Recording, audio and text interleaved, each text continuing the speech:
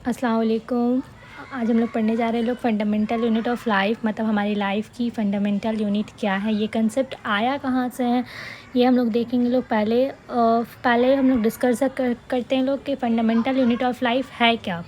तो fundamental unit of life basic हम लोग जानते हैं कि सेल जो होता है, सेल को हम लोग फंडामेंटल यूनिट ऑफ लाइफ कहते हैं। लेकिन कैसे कहते हैं ये देखेंगे लोग। तो हमारे आसपास हमारे इन्वायरमेंट में जितने भी एनिमल्स, प्लांट्स और जितनी भी living object, not I am saying the non living object, I am saying the living object. The highlight point is that living object जितने भी हम लोग को देखने को मिलते हैं वो सारे सेल से मिलके बने होते हैं। Cell is the structural and functional unit of the living organism. Okay, यहाँ पे हम लोग को लिखे हैं कि लिविंग ऑर्गेनिज्म को हम लोग को याद रखना है कि जितने भी लिविंग ऑर्गेनिज्म है वो सारे सेल से मिलकर बने होते हैं। Cell is the structural and functional, मतलब हमारे किसी भी लिविंग ऑर्गेनिज्म को एक स्ट्रक्चर देने में और उसके पूरे फंक्शन को कंट्रोल करने में सबसे बड़ा रोल सेल का ही होता है। ओके, सो द जो सेल थ्योरी है, सेल थ्योरी यही कहता है कि जितने भी हमारे आसपास प्लांट्स और एनिमल देखने को मिलते हैं वो सारे सेल से ही मिलकर बने होते हैं। ओके, अब हम लोग जानने की कोशिश करेंगे कि डिस्कवरीज़ के बारे में, मतलब सेल की डिस्कवरी किन्होंने और कैसे कैसे की थी, ये पहले हम लोग देखेंगे तो सेल का जो डिस्कवर हुआ तो वो सबसे पहले रॉबर्ट हुक ने 1665 में। Now we are living in 20th century, लेकिन सेल आज से बहुत पहले डिस्कवर हो चुका था बाय द रॉबर्ट हुक ने सबसे पहले फर्स्ट डिस्कवर किया था सेल को। लेकिन इन्होंने जो सेल का मतलब डिस्कवरी जो की थी वो डेड सेल पे की थी, मतलब इन्होंने जो सेल देखा था वो डेड था, वो मरा हुआ था। तो जो लिविंग सेल का डिस्कवरी किए थे वो थे लिविंग हुक इन 1674 में। जैसे जैसे वक्त गुजर रहा था, टाइम जैसे जैसे बीत रहा था, वैसे वैसे इम्प्रूवमेंट हो रही थी, माइक्रोस्कोप मिल रहे थे, माइक्रोस्कोप बन रहे थे। किसी भी मतलब बहुत ही छोटे जिन्होंने हम लोग अपने नॉर्मल आइज से नहीं देख सकते हैं, उन चीज़ों को देखने के लिए हम लोग माइक्रोस्कोप का यूज़ करते हैं लोग। तो जैसे जैसे माइक्रोस्कोप इम्प्रूव्ड हो रहा था वैसे वैसे हम लोग किसी भी चीज़ को देखने में किसी भी चीज़ का एक्सपेरिमेंट करने में बहुत सी हेल्प हुई थी। तो जैसे जैसे यहाँ पे माइक्रोस्कोप इम्प्रूव हुआ था वैसे वैसे मतलब हम लोग ने डिस्कवरीज में देखा था कि लिविंग सेल्स, एक जिंदा लिविंग सेल्स को देखा था पॉन्ड वाटर में लिविंग हुक ने। Okay, so the first discovered by the cell is Robert Hooke, but the living cell अगर मेंशन है कि लिविंग सेल सबसे पहले किसी ने किया था तो वो है लिविंग हुक। ओके, और जैसे से अभी हम लोग सेल के स्ट्रक्चर के बारे में बात करेंगे लोग, तो सेल के स्ट्रक्चर में न्यूक्लियस इज़ द जैसे हमारे बॉडी में ब्रेन हम लोग का जो काम करता है, हमारे पूरी बॉडी को बैलेंस करता है, वैसे ही सेल में न्यूक्लियस होता है। ओके, तो न्यूक्लियस का डिस्कवरी किया था Robert Brown in 1831 sorry. And Purkinje थे वो protoplasm is the liquid substance which is present in the cell में प्रेजेंट होता है प्रोटोप्लाज्म। ओके, और स्क्लेटन एंड शॉन ने प्रेजेंट किया था सेल थ्योरी इन्होंने लोगों ने दिया था। सेल थ्योरी क्या था? सेल थ्योरी के बेसिस पे कहा जा रहा था कि हमारे इन्वायरमेंट्स में जितने भी प्लांट्स और एनिमल्स हैं वो सारे एक बेसिक यूनिट से मिलकर बने हुए हैं जिसे हम लोग सेल कहते हैं।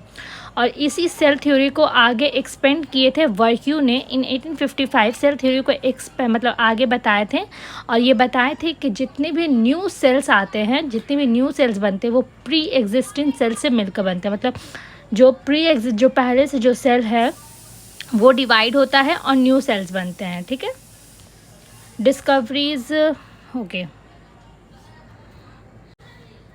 Yes now we discuss the तो अब हम लोग पढ़ेंगे सेल्स के बारे में हम लोग पढ़ लिए हैं, उसके डिस्कवरीज पढ़ ली हैं। अब हम लोग सेल के टाइप्स पढ़ेंगे। सेल के कितने टाइप्स होते हैं, तो on the basis of the number of the cells, मतलब कितने नंबर्स प्रेजेंट है ऑर्गेनिज्म में सेल्स के, उनके बेसिस पे हम लोग सेल्स को टू टाइप्स में डिवाइड करते हैं। Okay, unicellular and multicellular. अगर हम लोग यहाँ पे दो टाइप है, यूनिसेलुलर एंड मल्टीसेलुलर। ओके, अगर हम लोग देखेंगे तो ये वर्ड में ही इसकी मीनिंग छुपी हुई है। यूनी के मतलब ही अगर हम इसको तोड़ के देखें, यूनिसेलुलर। ओके, तो यूनी के मतलब ही होता है one. Okay, in single cell मतलब जितने भी मतलब बहुत से ऐसे ऑर्गेनिज्म देखने को मिलते हैं पानी में, गंदी जगहों पे, या फिर बहुत से वजह है जहाँ पे मतलब यूनिसेलुलर ऑर्गेनिज्म देखने को मिलते हैं।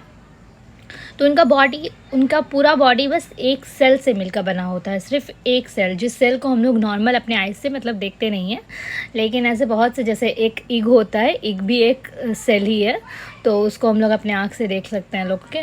तो यूनिसेलुलर ऑर्गेनिज्म में आ जाएगा आपके एग्जांपल्स में एमीबा, क्लाइमेटोमोनास, पैरामीशियन एंड बैक्टीरियाज वगैरह। इन सब का बॉडी बस एक ही सिंगल सेल से मिलकर बना होता है। और मल्टी सेलुलर मतलब बहुत सारे, made up of mini and mini multi, मतलब billion and million of cells मिलते हैं यहाँ पे ऑर्गेनिज्म में, तो उनको हम लोग बोलते हैं मल्टी सेलुलर। ओके, तो इनमें हम लोग आ जाएंगे अदर फंगीज, प्लांट्स, एनिमल्स, ये सब सारे तुम्हारे मल्टी सेलुलर ऑर्गेनिज्म।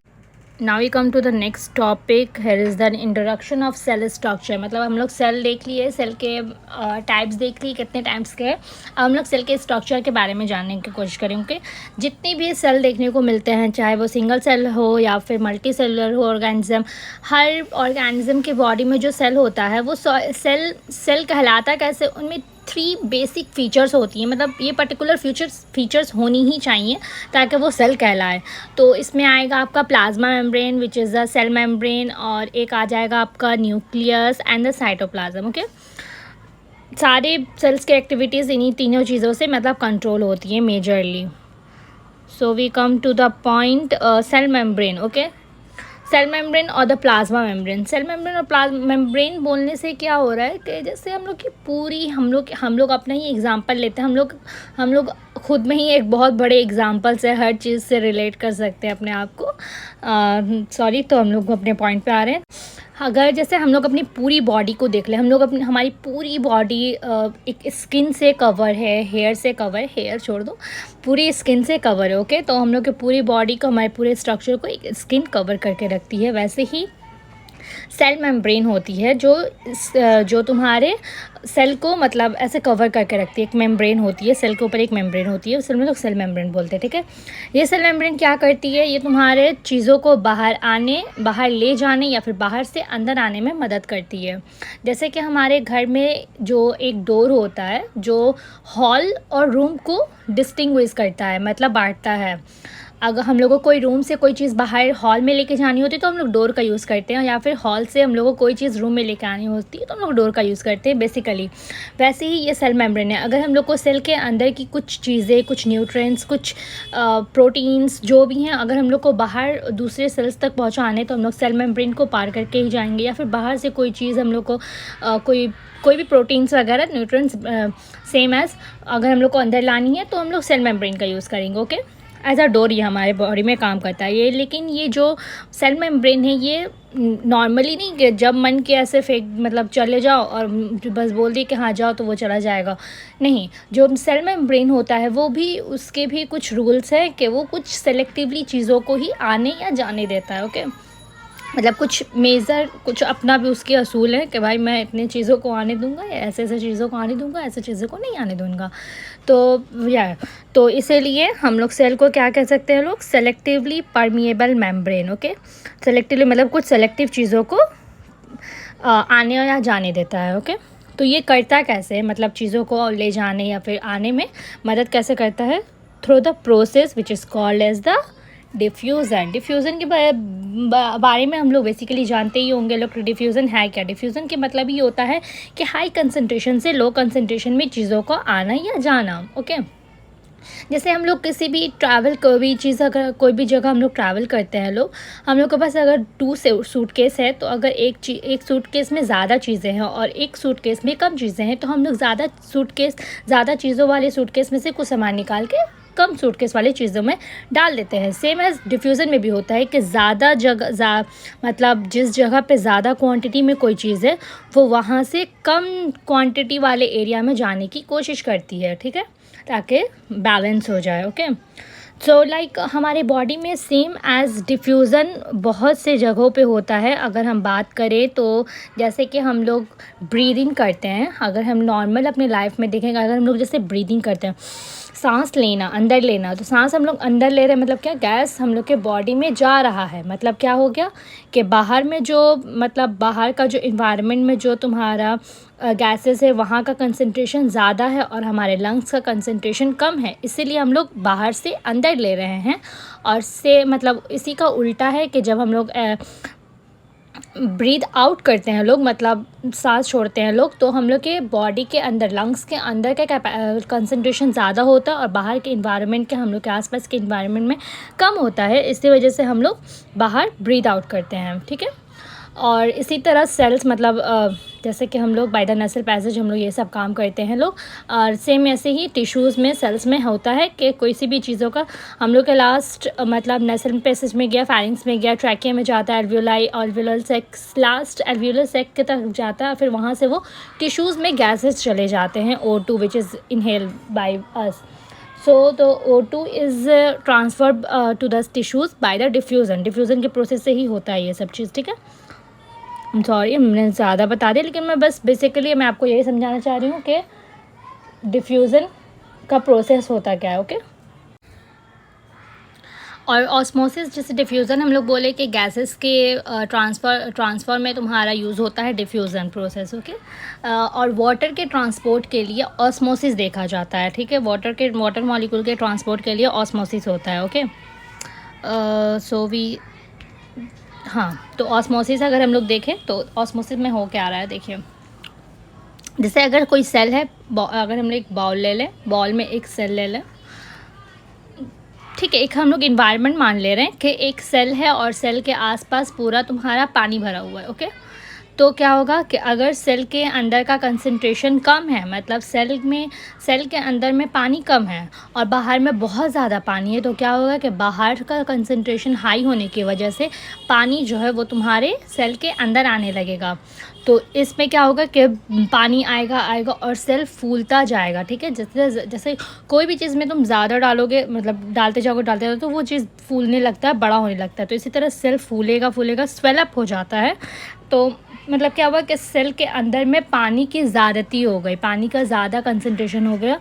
तो ऐसे कंडीशन को हम लोग क्या बोलते हैं, हाइपोटोनिक सॉल्यूशन, ओके। ऐसे सॉल्यूशन को बोलते हैं लोग।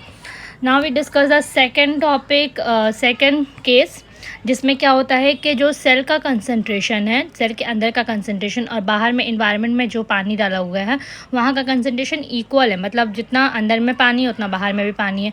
तो ये क्या होगा, ये इक्वल हो जाएगा, कोई आना जाना कुछ नहीं होगा, ओके। तो ऐसे में क्या होगा, आई एम सॉरी, शायद बीच में अभी वीडियो कट गई थी मेरी। हाँ, तो we discuss the second type के सॉल्यूशन को अगर हम लोग देखें लोग, तो इसमें क्या होता है, सेकेंड कंडीशन में हम क्या बताएं कि सेल के अंदर का कंसंट्रेशन और बाहर के कंसंट्रेशन इक्वल हो जाती है। तो यहाँ पे कोई ट्रांसफ़र नहीं होता है, मॉलिक्यूल्स का आना जाना नहीं होता है कुछ भी। तो ऐसे कंडीशन को हम लोग क्या बोलते हैं, आइसोटोनिक सॉल्यूशन, ठीक है। सब लोग बोलते हैं ना कि आइसो स्ट्रक्चर, अगर सेम स्ट्रक्चर का हम लोग देखते हैं लोग, किसी भी कोई लोगों को के सेम स्ट्रक्चर के, तो हम बोलते हैं आइसो स्ट्रक्चर है लोगों के। और थर्ड केस में क्या है कि सेल के अंदर में कंसंट्रेशन ज़्यादा है और बाहर में थोड़ा ही सा पानी बस फैला है, और सेल के अंदर ज़्यादा पानी है। तो क्या होगा कि सेल के अंदर का जो पानी है वो बाहर जाने लगेगा, जिसके रिज़ल्ट में क्या होगा कि सेल आपका श्रिंक हो जाएगा, सिकुड़ जाएगा, सूख जाएगा, ओके। तो ऐसे कंडीशन को बोलते हैं हाइपरटोनिक सॉल्यूशन, ओके। तो ऐसा मतलब ये पूरा केस हम लोग बहुत सारा यूनिसेलुलर ऑर्गेनिज्म में, मतलब जो फ्रेश वाटर वगैरह में रहते हैं उनमें यही सब ऑस्मोसिस के ज़रिए तुम्हारा मॉलिक्यूल्स का आना जाना होता है फ्रेश वाटर ऑर्गेनिज्म वगैरह में, ठीक है। इसके अलावा हम लोग देखते हैं लोग के जो प्लांट्स के रूट्स में जो वाटर का एब्जॉर्प्शन होता है वो भी तुम्हारा ऑस्मोसिस के ज़रिए ही होता है, okay. So now we discuss the cell wall, okay. Cell wall से पहले मैं चाहूँगी कि मैं अपनी तो मैंने यहाँ पे बोला था कि हम लोग के 3 फीचर्स हैं सेल का, बेसिक फीचर के plasma membrane, nucleus and cytoplasm. तो हम लोग ने plasma membrane which is a cell membrane also इसके बात कर लिए हैं। इसमें तुम्हारा ट्रांसफॉर्मेशन देख लिए लोग कैसे कैसे होता है। तो पहले हम लोग इसी को कवर करते हैं, न्यूक्लियस को, और then nucleus and then nucleus. Now we talk about the nucleus. Nucleus का ओवरव्यू अगर हम लोग देखेंगे लोग, तो न्यूक्लियस तुम्हारे सेल के अंदर पाया जाता है, सेल के साइटोप्लाज्म में तुम्हारा न्यूक्लियस पाया जाता है, ओके। सेल एक न्यूक्लियस जो है वो भी एक मेम्ब्रेन से ही बंधा हुआ होता है, मतलब एक मेम्ब्रेन बाउंड स्ट्रक्चर है, इसकी एक अपनी स्ट्रक्चर पाई जाती है। सो भी देखेंगे लोग के जो पेरेंट्स से जो कैरेक्टर बेबीज़ में जाना है, ये सब देखना क्या पेरेंट्स से कौन सा कैरेक्टर बेबीज़ में जाएगा, मतलब फ़िज़िकली जो दिखेगा सामने, और जो मतलब उनके मतलब रिसेसिव कैरेक्टर्स में रह जाएगा, ये सब तुम्हारा सारा का न्यूक्लियस के ज़रिया ही होता है। ओके, तो न्यूक्लियस में हम लोग यहाँ पे देख सकते हैं लोग कि एक मतलब एक सूता सा, एक धागा सा, एक स्ट्रक्चर यहाँ पे हम लोग को दिखाई दे रहा है, which is called as the chromatin. इसी में वो फैक्टर्स होते हैं जो बताते हैं क्या हमारे बॉडीज़ में क्या मतलब हमारे बॉडी में जो कैरेक्टर है वही देखते हैं। ओके, तो हम लोग देखेंगे लोग तो लेकिन जब सेल डिवीज़न की बारी आती है, मतलब जब सेल डिवाइड करता है, तो ये सेल डिवाइड करता है तो क्या होता है कि मतलब एक सेल से 2 सेल में बनना है। ठीक है, तो हर चीज़ को डिवाइड होना पड़ता है, हर ऑर्गेनल्स को, सेल के अंदर में बहुत से ऑर्गेनल्स पाए जाते हैं। सेल तो एक इतना छोटा है, ठीक है, उसके अंदर में उसमें छोटे छोटे बहुत से ऑर्गेनल्स पाए जाते हैं, जैसे कि nucleus, mitochondria, plastid, vacuoles, Golgi bodies, etcetera बहुत से भी हम लोग आगे इंशाल्लाह डिस्कस करेंगे। ओके, तो हाँ, तो जब सेल डिवाइड, जब एक सेल से 2 सेल बनता है, तो जब सेल की डिवीज़न होती है, तो ये सारे जो आपको यहाँ पे थ्रेड लाइक स्ट्रक्चर्स देखने को मिल रहे हैं, ये कंडेंस्ड हो जाते हैं, मतलब सिमट जाते हैं, सिमट के ये एक स्ट्रक्चर बेसिकली एक स्ट्रक्चर में बन जाते हैं, ऐसे, हाँ, ऐसे रॉड शेप में बन जाते हैं। तो इन्हें हम लोग जब ये रॉड शेप में मतलब दिखते हैं, तो इसको हम लोग कहते हैं लोग क्रोमोज़ोम। ऐसे हम लोग क्या बोले कि क्रोमैटिन, थ्रेड लाइक स्ट्रक्चर है तो क्रोमैटिड, लेकिन जब रॉड शेप में बन जाएगा तो उसको हम लोग बोलेंगे chromosome, which is inherited by the parents to the progenies, मतलब बेबीज़ में। ओके, तो क्रोमोसोम्स कंटेन करता है information of inheritance of the characters from the parents to the next generation in the form of DNA. Okay, chromosomes जो होता है, जो भी हम स्ट्रक्चर दिखाएं, it is called as the chromosome. Okay, chromosome जो होता है ये बेसिकली 2 चीज़ों से मिलकर बना होता है, विच इज़, हाँ, तो 2 चीज़ों से मिलकर बना होता है। I am sorry, slide change नहीं हो रही है। हाँ, सॉरी। तो हाँ, तो क्या कह रहे थे कि क्रोमोसोम जो होता है वो तुम्हारे 2 चीज़ों से मिलकर बना होता है। Firstly DNA deoxy ribo nucleic acid and proteins, ठीक है, 2 चीज़ों से मिलकर बना रहता है। ठीक है, तो जो डीएनए ही होता है वही तुम्हारा, उसी में सारे कैरेक्टर्स रहते हैं कि आपके आइज़ ब्लैक होंगी, आपका हेयर्स ब्राउन होगा, आपके हेयर्स कर्ली होंगे, ये सारे उन फैक्टर्स के फॉर्म में डीएनए में डिस्ट्रीब्यूटेड लिखा रहता है इन the form of proteins coded. Okay, हाँ, तो जो फंक्शनल सेगमेंट होता है, जो आपका डिवीज़न में काम आता है, जो आपका मदर से बेबीज़ में जाता है, फंक्शनल डीएनए को क्या हम लोग बोलते हैं, जीन। ओके, जो फंक्शन देखता है, फंक्शनल होता है, ठीक है, उसको हम बोलते हैं जीन। और क्रोमैटिन में टेल्स मैंने आपको बता दिया कि जो यहाँ पे विजिबली तुम्हारे थ्रेड लाइक स्ट्रक्चर्स देखने को मिलते हैं उलझे हुए हालत में, इन्हें हम लोग इंटैंगल्स में, तो इन्हें हम लोग बोलते हैं लोग क्रोमैटिन। ओके, और बोले कि न्यूक्लियस के ऊपर एक लेयर होती है, जैसे सेल के ऊपर सेल मेम्ब्रेन है, वैसे ही न्यूक्लियस के ऊपर न्यूक्लियर मेम्ब्रेन होती है। ये डबल लेयर होती है, ठीक है, मतलब अंदर की तरफ एक लेयर होती है, फिर बाहर की तरफ एक और लेयर होती है, जिसमें पोर्स पाया जाता है, जिसके ज़रिए साइटोप्लाज्म से न्यूक्लियस के अंदर कुछ चीज़ें आ सकती हैं, न्यूक्लियस के अंदर से बाहर साइटोप्लाज्म में कुछ चीज़ें जा सकती है। Okay, now we discuss the next topic, chromosome मैंने बता दिया आई थिंक। हाँ, तो मैंने एक बात बता रही हूँ कि जैसे मैंने अभी बोला कि न्यूक्लियस के ऊपर भी एक लेयर है, ठीक है, डबल लेयर विच इज़ दर, लेकिन सारी ऑर्गेनिज्म में ये चीज़ नहीं होती है कि न्यूक्लियस भी एक एनवलप में बंद है, एक मतलब उसके ऊपर भी एक कवरिंग है, उससे भी एक कपड़ा पहनाया गया है, वैसा सारे ऑर्गेनिज्म के केसेस में नहीं देखा जाता है। तो जिन ऑर्गेनिज्म के सेल के अंदर न्यूक्लियस में न्यूक्लियर मेम्ब्रेन होती हैं, उन्हें कहा जाता है यूकैरियोट। जिन ऑर्गेनिज्म के, मैं फिर से रिपीट कर रही हूँ, जिन ऑर्गेनिज्म के सेल में न्यूक्लियस के ऊपर मेम्ब्रेन पाई जाती हैं उन्हें कहा जाता है यूकैरियोट। लेकिन जिन ऑर्गेनिज्म के सेल के अंदर जो न्यूक्लियस है उसके ऊपर न्यूक्लियर मेम्ब्रेन नहीं पाई जा रही, मतलब लैक ऑफ न्यूक्लियर मेम्ब्रेन है, उन्हें कहा जाता है प्रोकैरियोट। ओके, तो प्रोकैरियोट में बहुत से ऑर्गेनिजम्स आते हैं, अमीबा वगैरह, ये सब सारे हमारे प्रोकैरियोट्स में आते हैं लोग, फंगी वगैरह। लेकिन हमारे फंगी में बहुत से केसेस होती हैं, लेकिन जो यूकैरियोट्स है ये सब बेसिकली हम लोग हैं, प्लांट्स है, ये सब तुम्हारे ऑर्गेनिजम्स और भी बहुत से नेचुरली हम लोग जो भी जितने भी ऑर्गेनिज्म देखते हैं ये सारे तुम्हारे यूकैरियोट्स। ओके, इनके सेल, इनके न्यूक्लियस के ऊपर न्यूक्लियर वॉल पाया जाता है। So now we discuss the, हाँ, तो यहाँ पे प्रोकैरियोट्स और यूकैरियोट्स का डिफरेंस लिखा हुआ है कि इनके साइज़ में क्या डिफरेंस है। ये बहुत से, जैसे हम पहले तो बोले कि सेल ही बहुत छोटा है, अब सेल में भी हम लोग न्यूक्लियस, सेल तो एक तो इतना छोटा है, उसके अंदर अब हम लोग चले गए लोग न्यूक्लियस के अंदर, जो न्यूक्लियस भी बहुत छोटा। वैसे यूकैरियोट जो सेल होता है ये 5 से 100 माइक्रोमीटर होता है, लेकिन जो प्रोकैरियोट होता है वो सिर्फ 1 से 10 माइक्रोमीटर्स होता है। ठीक है, आई एम सॉरी। हाँ, तो न्यूक्लियर रीजन्स जो यूकैरियोट्स के जो न्यूक्लियर, हम बोले कि एक न्यूक्लियर एनवलप, एक मतलब एक उसके ऊपर कवर है, ठीक है, तो उसको विजिबल करना ज़्यादा आसान होगा। और एक चीज़ है जिसके ऊपर हम लोग कवर पहना चुके हैं, ठीक है, तो उसको विजिबल करना ज़्यादा आसान होता है। लेकिन अगर बहुत से सूता है उसको हम लोग एक डिब्बे में बंद कर दिए हैं, ठीक है, तो उसको देखने में आसानी होगा। लेकिन बहुत सा सूता तुम्हारा जहाँ तहाँ फैला हुआ है रूम में, जहाँ तहाँ बेड पे बिखरा हुआ है, तो उसको देखना आसानी नहीं होगा। तो वही बात है कि यहाँ पे न्यूक्लियर रीजन जो होता है वो बहुत ही वेल डिफाइंड होता है यूकैरियोटिक सेल में, क्योंकि यहाँ पे सेल न्यूक्लियर मेम्ब्रेन पाया जाता है, लेकिन यहाँ पे वेल डिफाइंड नहीं होता है। आप लोग बस मैंने स्पेस छोड़ा है कि आप लोग खुद से डिस्टिंग्विश कर सकें। और यहाँ पे क्रोमोसोम जो होता है वो सिंगल, क्योंकि एक ही न्यूक्लियस तो एक ही सेल के ही हैं लोग प्रोकैरियोट्स में। और फिर बोलेंगे कि तुम्हारा यहाँ पे मोर देन क्रोमोसोम पाया जाता है, मोर देन 1 क्रोमोसोम।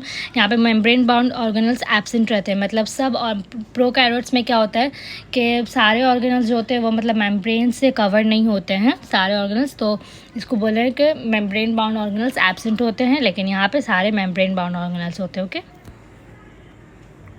या तो now we discuss the endoplasmic reticulum is what. Endoplasmic reticulum is the organelles which in present in the cell, मतलब मैंने बोला ना सेल्स के अंदर भी बहुत सी चीज़ें पाई जाती हैं, which is called as the cells के ऑर्गेनल्स होते हैं। ठीक है, so we discuss the endoplasmic reticulum. Endoplasmic reticulum जो बेसिकली होता है वो आपके न्यूक्लियस के चारों तरफ, ठीक है, मेरे पास एक स्ट्रक्चर होगा, मैं आपको दिखा सकती हूँ। या यहाँ पे हम लोग देख रहे हैं कि ये जो बीच में है ये आपका, ये जो बीच में ये आपका पूरा पर्पल कलर से जो दिख रहा है ये आपका न्यूक्लियस है। और इसके चारों तरफ जो ऐसे, इसके चारों तरफ ऐसे रॉड शेप में ऐसे साइड में है ये सब, ये सारे तुम्हारे एंडोप्लाज्मिक रेटिकुलम है। ओके, या तो जो हम बोलें कि एंडोप्लाज्मिक रेटिकुलम जो होता है वो तुम्हारा न्यूक्लियस के चारों तरफ होता है, कवर रहता है। तो न्यूक्लियस के चारों तरफ यहाँ पे भी दिख रहा है आपको पर्पल कलर का न्यूक्लियस है, और न्यूक्लियस के चारों तरफ ये सब पूरा ऐसे वेवी शेप में एंडोप्लाज्मिक रेटिकुलम प्रेजेंट है। तो एंडोप्लाज्मिक रेटिकुलम जो होता है वो तुम्हारा ट्यूबुलर फॉर्म में दिखाई देता है। एंडोप्लाज्मिक रेटिकुलम भी जो होता है वो तुम्हारे 2 टाइप्स का होता है। ठीक है, 2 टाइप्स मतलब क्या हो गया कि इनके स्ट्रक्चर पे, किसी एंडोप्लाज्मिक रेटिकुलम के सरफेस पे ऐसे यहाँ पे दिख रहा है ऐसे डॉट डॉट डॉट डॉट, कुछ बहुत सी चीज़ें dot dot dot dot dot dot नज़र आ रही हैं। ये और कुछ नहीं, ये सिर्फ प्रोटीन्स है। यहाँ पे डॉट डॉट डॉट डॉट जो हैं ये बस प्रोटीन्स लगी हुई हैं एंडोप्लाज्मिक रेटिकुलम में, तो इन्हें हम लोग बोल देंगे रफ। जैसे हम लोग रोड पे देखते हैं, अगर रोड पे मतलब अच्छी रोड नहीं है, खुरखुरी सी है और मतलब टूटी फूटी है, तो हम लोग बोलते हैं कि रफ स्ट्रक्चर, रफ सरफेस है। ओके, तो इसको बोलते हैं rough endoplasmic reticulum.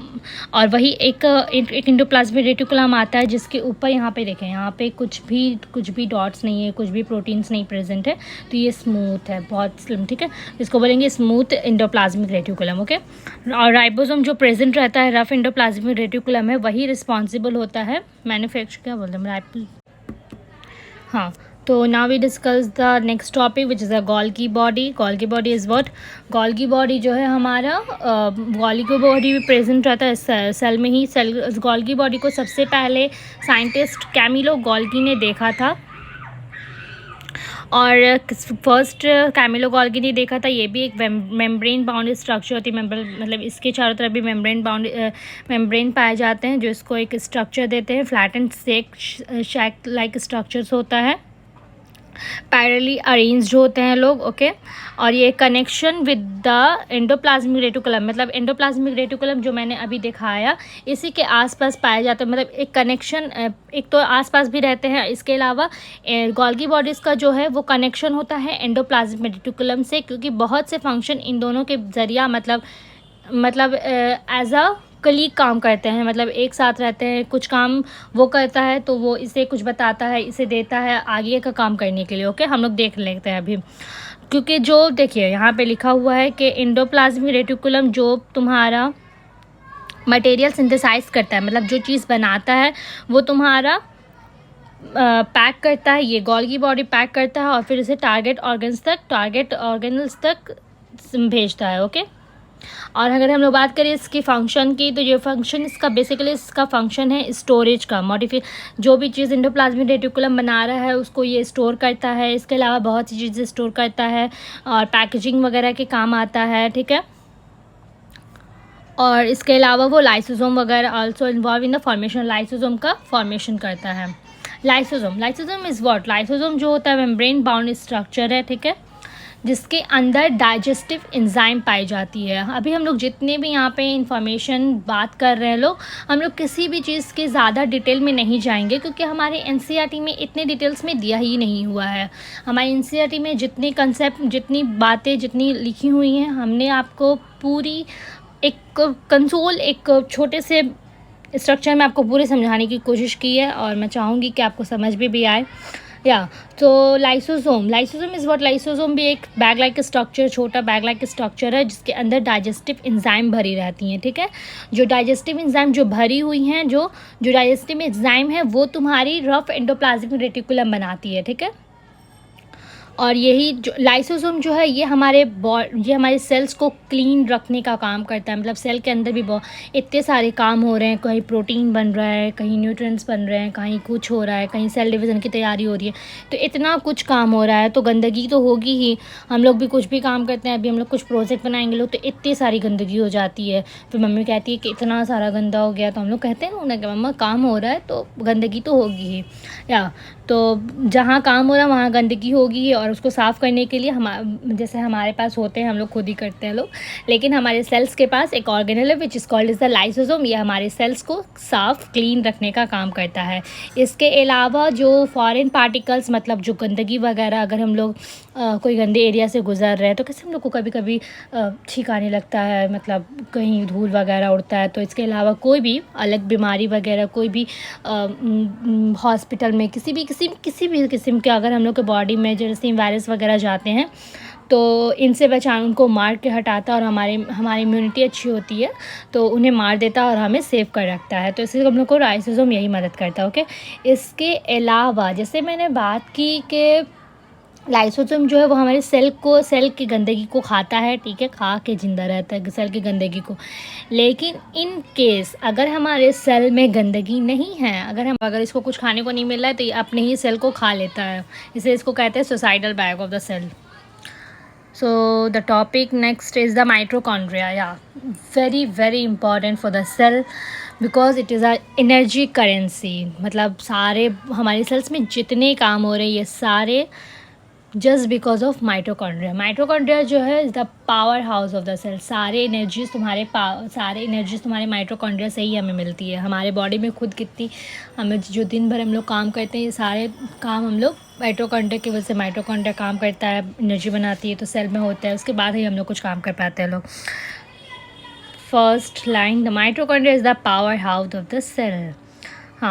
And the second हम आपके लिए बहुत मेहनत करके एकदम बस पॉइंट वाइज जो इम्पॉर्टेंट पॉइंट है याद रखने वाली, उन्हीं चीज़ों को बस संभाल के सजा के आपको दिए कि आपको पॉइंट वाइज याद रहे। तो माइटोकॉन्ड्रिया जो है वो तुम्हारे डबल वॉल मेम्ब्रेन स्ट्रक्चर है।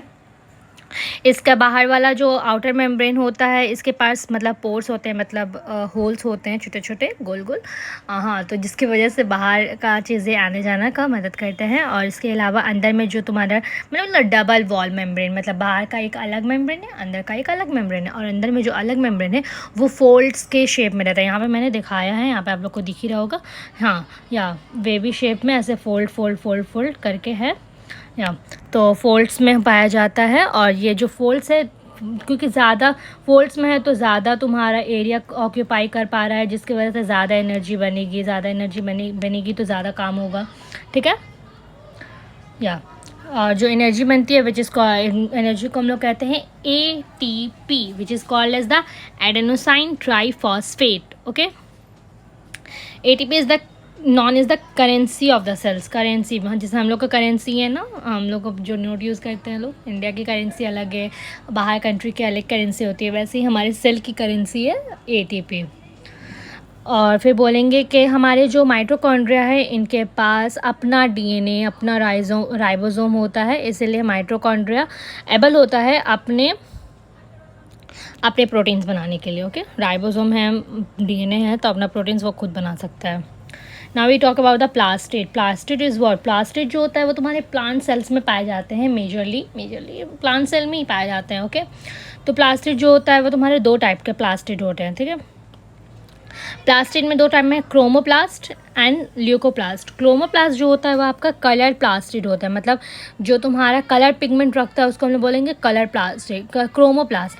और ल्यूकोप्लास्ट जो होता है वो कलरलेस प्लास्टिड होता है, मतलब इससे कोई कलर विजिबल नहीं होता है। जिससे हम लोग जो प्लांट्स में ग्रीन प्लांट्स जो हम लोग देखते हैं, लोग ग्रीन पत्ते इतने इतने बड़े बड़े लेकिन ग्रीन दिखते हैं, तो वो सब की वजह से, किस वजह से होता है? क्योंकि उनमें प्लास्टिड पाया जाता है। और प्लास्टिड भी कौन सा? क्रोमोप्लास्ट, ठीक है। क्रोमोप्लास्ट जो होता है इसके पास पिगमेंट जो होते हैं वो क्लोरोफिल पिगमेंट्स होते हैं। क्लोरोफिल पिगमेंट्स होते हैं which is known as the chloroplast. Chromoplast में जो पिगमेंट्स होते हैं which is called as the chloroplast. Chloroplast की वजह से मतलब फोटोसिंथेसिस, प्लांट्स में जो फोटोसिंथेसिस होता है, जो तुम्हारा एक मेन प्रोसेस है खाना बनाने के लिए, फ्रूट्स बनाने के लिए, और बेसिक अपनी सारी ज़िंदगी में जो भी उसके सारे काम से उसके अंदर में जितने भी कुछ होते हैं, उसका बड़ा होना, उसका बूढ़ा होना, सारे फीचर, सारे लाइफ्स के स्टेजेस फोटोसिंथेसिस की वजह से ही होते हैं लोग। ओके, तो फोटोसिंथेसिस, प्लांट में जितने भी फोटोसिंथेसिस होते हैं जिसको क्लोरोप्लास्ट की वजह से ही होते हैं। ओके, क्लोरोप्लास्ट जो होता है वो वेरियस येलो और ऑरेंज पिगमेंट्स भी उसमें पाए जाते हैं क्लोरोफिल के जगह, ठीक है। क्लोरोफिल तो पाया जाता है, क्लोरोफिल की वजह से मतलब ग्रीन रहते हैं, इसके अलावा अलग भी पिगमेंट्स पाए जाते हैं येलो और ऑरेंज। ओके, और ल्यूकोप्लास्ट जो होता है, ल्यूकोप्लास्ट बोले ना कि 2 तरह का, एक क्रोमोप्लास्ट रहता है और एक ल्यूकोप्लास्ट रहता है। और ल्यूकोप्लास्ट जो होता है, ल्यूकोप्लास्ट जो है वो तुम्हारा प्राइमरी ऑर्गेनल्स है, जो तुम्हारा मतलब मटेरियल को स्टोरेज करके रखता है, ठीक है ना। जैसे कि स्टार्च को, ऑयल्स एंड प्रोटीन्स ग्रेन्यूल को स्टोर करके रखता है, ठीक है। किसको? Starch, oils and protein granules, ठीक है। Chloroplast consist of numerous membrane layer embedded in material called the stroma. Chloroplast जो होता है वो तुम्हारे एक न्यूक्लियस मेम्ब्रेन से एम्बेडेड मतलब कवर रहता है, जिसको हम लोग स्ट्रोमा कहते हैं लोग। Yes, now we discuss the vacuole. Vacuole is majorly not most important topic, but बहुत ही ईजी टॉपिक है। वैक्यूल क्या है कि सबसे बड़ा डिफरेंस तो वैक्यूल में आप लोग एकदम याद कर लो कि वैक्यूल प्लांट्स में बहुत बड़े प्लांट सेल्स में बहुत बड़े पाए जाते हैं ये वैक्यूल, लेकिन यही एनिमल सेल्स में बहुत छोटा पाया जाता है। जैसे कि यही पर्पल वाला स्ट्रक्चर ले लो, इतना छोटा वैक्यूल पाया जाता है, क्योंकि वैक्यूल में क्या होता है? वाटर एब्जॉर्ब, मतलब वाटर, सिर्फ वाटर का क्वान्टिटीज़ रहता है, ठीक है। यहाँ पे लिखा हुआ है vacuole are small in animal cell, animal cells में बहुत कम होता है, लेकिन यही प्लांट सेल में सबसे लार्ज वैक्यूल पाया जाता है, क्योंकि मतलब सेल्स का पूरा 15 से 90% तो स्पेस ऑक्यूपाई कर लेता है वैक्यूल।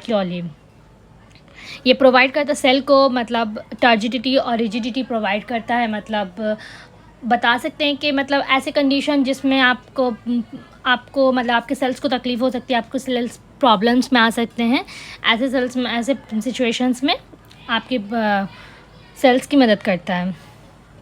और ये स्टोर करता है amino acid, sugars, various organic acids and some proteins वगैरह को स्टोर करके रखता है।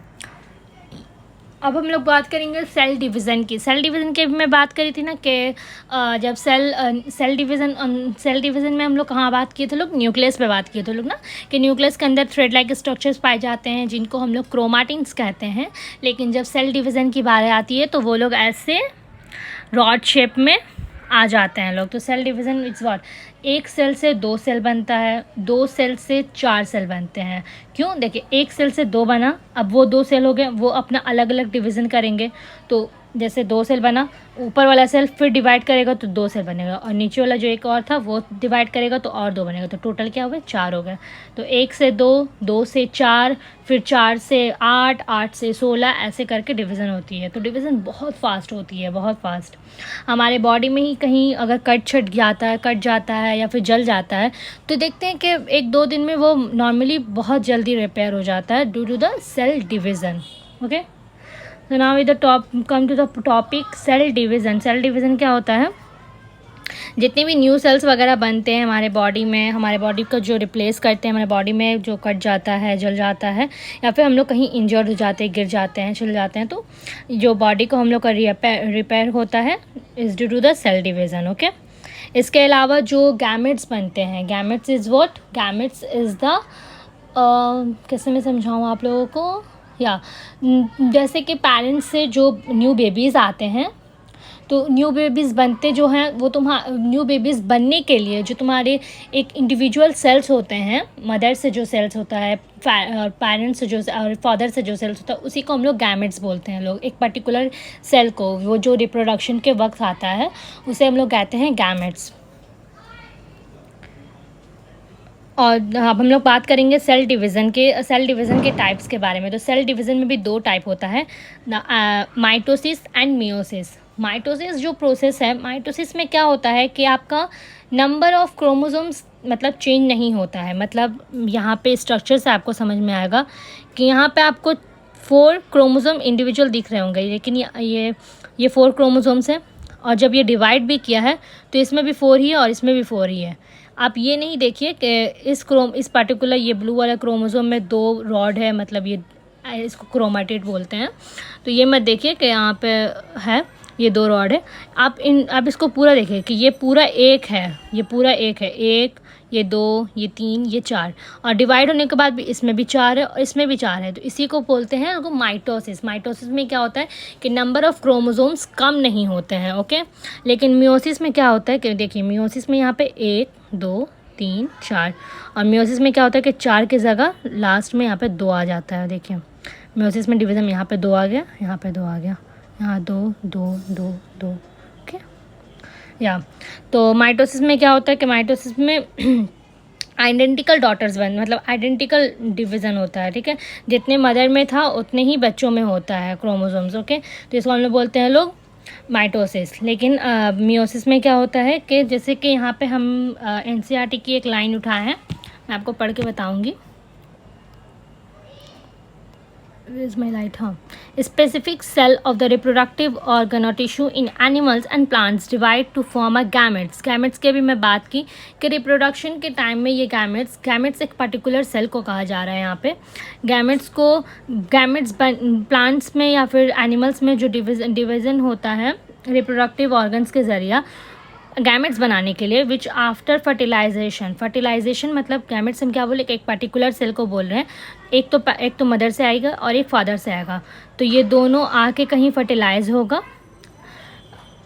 होगा मतलब एक साथ जुड़ेगा। ठीक है, तो to form which after fertilisation give rise to offsprings which is a baby. ठीक है, offsprings. Meiosis daughter cells, they divide by a different processes called the meiosis, which involves 2 consecutive divisions. Here is a meiosis भी 2 types का है। meiosis पहले meiosis 1 होता है, मतलब meiosis में phases आते हैं, meiosis 1 and meiosis 2। यही बात यहाँ पे कह रहा है कि they divide by a different processes called meiosis, which involves 2 consecutive divisions. When a cell divide by meiosis, it produce 4 new cells instead of just 2। है, देखिए यहाँ पे माइटोसिस में क्या हुआ है कि डिवीज़न हुआ और 2 सेल्स बने हैं, लेकिन मियोसिस में 2 कंज्यूकेटिव फेज ऑफ डिवीज़न होने की वजह से यहाँ पे एंड में तुम्हारे 4 सेल्स बन रहे हैं इंस्टेंट ऑफ जस्ट 2। ठीक है, 2 की जगह क्या बन रहे हैं, 4 बन रहे हैं। The new sales only have half the number of chromosomes. लिए यहाँ पे जो क्रोमोसोम्स है, जो न्यू सेल्स बन रहे हैं उनके पास जो क्रोमोसोम्स है वो हाफ है in comparable to the mother cells chromosomes then of the mother cells. यही बात है। माइटोसिस में क्या हो रहा है कि मदर सेल्स के पास 4 था तो बेबीज़ में भी 4-4 गया है, लेकिन मियोसिस में क्या हो रहा है कि 2 कंसेक्यूटिव फेज़ होते हैं मियोसिस के। तो यहाँ पे अगर 4 था तो यहाँ पे तुम्हारे 2-2 आएंगे chromosome. Okay, I think it's last slide या समरी। और समरी सेल्स का है कि सारे ऑर्गन्स का, मतलब हम लोग ने पहले पढ़ा प्लाज्मा मेम्ब्रेन पढ़े। प्लाज्मा मेम्ब्रेन में क्या था, सेलेक्टिवली परमेएबल मेम्ब्रेन है, ये की पॉइंट्स है। न्यूक्लियस क्या करता है, तुम्हारा कंट्रोल सेंटर है ऑफ द जेनेटिक मटेरियल। मैंने बोला कि मदर से पेरेंट्स से बच्चों में जो भी फीचर्स जाते हैं, कौन से फीचर्स जाएंगे, ये सबको कंट्रोल करता है तुम्हारा न्यूक्लियस ही। इसके अलावा हमने इंडोप्लाज्मिक रेटिकुलम के बारे में पढ़ा, Golgi apparatus, lysosome, mitochondria, plastid, vacuoles, various features, और भी हम लोग हमने आगे भी सेल डिवीज़न वगैरह जो पढ़े वही है। Okay okay, thank you so much, अल्लाह हाफ़िज़।